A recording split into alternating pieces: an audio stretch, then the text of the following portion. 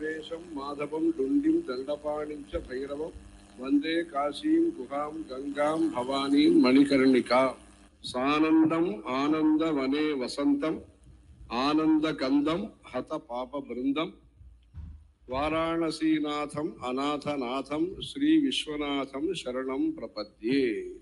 ஆச்சாரியால் சந்நியாசாசிரமம் வாங்கிட்டு இங்க காசி க்ஷேத்திரத்துக்கு வந்து வாராணசி இந்த க்ஷேத்திரத்துக்கு வந்து இங்க வந்து விவேக விஞ்ஞான வைராக்கிய பிரச்சாரங்கள்லாம் பண்ணி எல்லாரும் அனுஷ்டானமும் பண்ணணும், எல்லாரும் நல்லவாளா இருக்கணும், எந்த சமூகத்தை சேர்ந்தவாளா இருந்தாலும் நல்லவாளா இருக்கணுங்கிற உபதேசத்தை இந்த காசியில பண்ணி குணம்ங்கிறது முக்கியம், பக்திங்கிறது எந்த அளவுக்கு முக்கியமோ, பாண்டித்யம்ங்கிறது எந்த அளவுக்கு முக்கியமோ அதுக்கு எந்த விதத்திலையும் குறைச்சல் இல்லாம ஆத்ம குணமும் முக்கியம் அப்படின்னு சொன்ன இடம் இந்த காசி.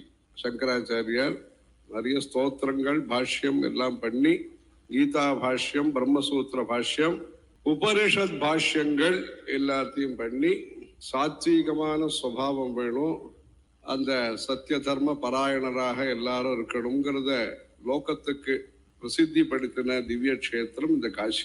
இந்த காசிக்கு எத்தனையோ மகிமைகள் இருக்கு. தார்மீகமான பிராச்சீனமான காலத்திலேருந்து வர மகிமைகள், ஜோதிர்லிங்க கஷேத்திரம் எல்லாம் இருக்கு. துவாதச ஜோதிர்லிங்க ஸ்தோத்திரம் இங்க பண்ணியிருக்கார். இந்த காசி கஷேத்திரத்துல சின்னதாக நல்லது பண்ணாலே நிறைய புண்ணியம்.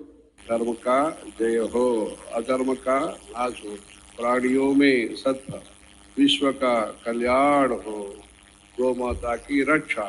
जय हो।